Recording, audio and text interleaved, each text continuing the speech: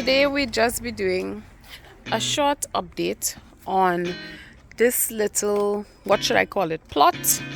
Okay, things that we do on the farm regularly, not daily but regularly. So we look at our crops to see what changes we see and how we could help, or what we can do to rectify the issues. So we realize some yellowing of leaves. So I'm seeing that on this plant and also on that melongen. What else are we seeing? Our watermelon is coming along nicely. So what I would do eventually is what I've been seeing everywhere. You just put it into something that could stretch and you tie it on somewhere so that it wouldn't make contact with the ground. But other than that, the watermelon is doing really nicely.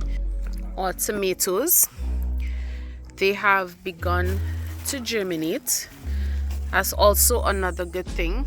Clearly, however, I have too many seeds in some bags.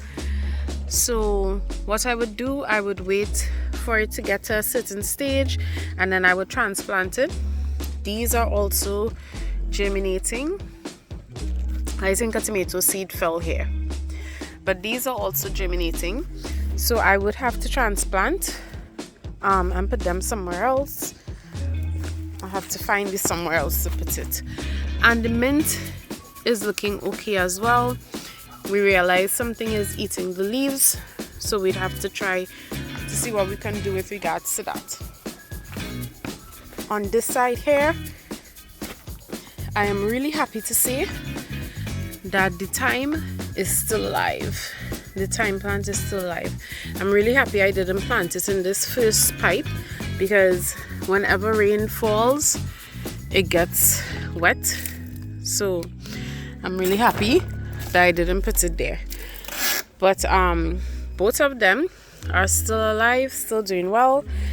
We got a bigger reservoir because initially this was the reservoir for this system, but now because we have all these fruit bearing plants, they would need a lot more nutrients.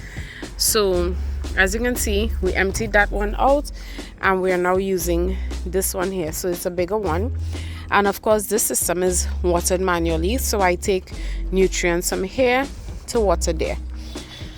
So what I have to do for this plant, because I believe that probably it might not be getting the nutrients that it needs, and that could be because of a faulty dripper. So I want to test the dripper to see if it's working. Right now, because it's on a timer, however, you see there is no nutrients coming out. So what I have to do is take off the timer so that it would just flow. So let me try and do that quickly. So this is the timer, or the connection for the timer here. You see the red light just came on, so that means that the timer is on now, but it doesn't stay on for too long, so I still prefer to unplug it and go and make sure that the dripper is working properly. So now that the timer has been disconnected, we are able to see which drippers are working. So that's working. So it's good to check these ever so often, because you want to make sure that your plant is getting the nutrients it's supposed to get. So that looks like it has a clog or something, because 2 drops came out and then there's nothing.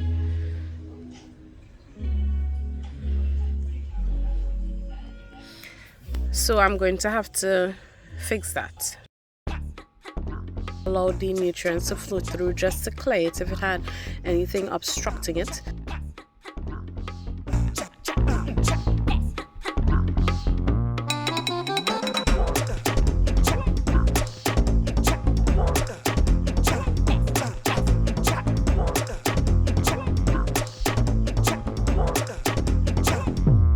For this one, you can see the dripper is in the air.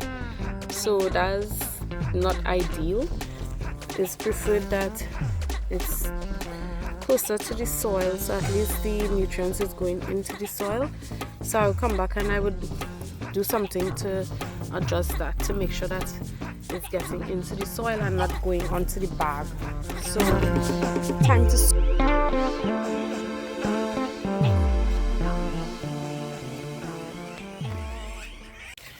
so changes are being made because it's necessary. So we had 3-inch pipes here, and that was being used for lettuce, but we realized that the lettuce doesn't do too well in the 3-inch pipes, so we want all of them to be 2-inch as these are. So that's what we're working on right now.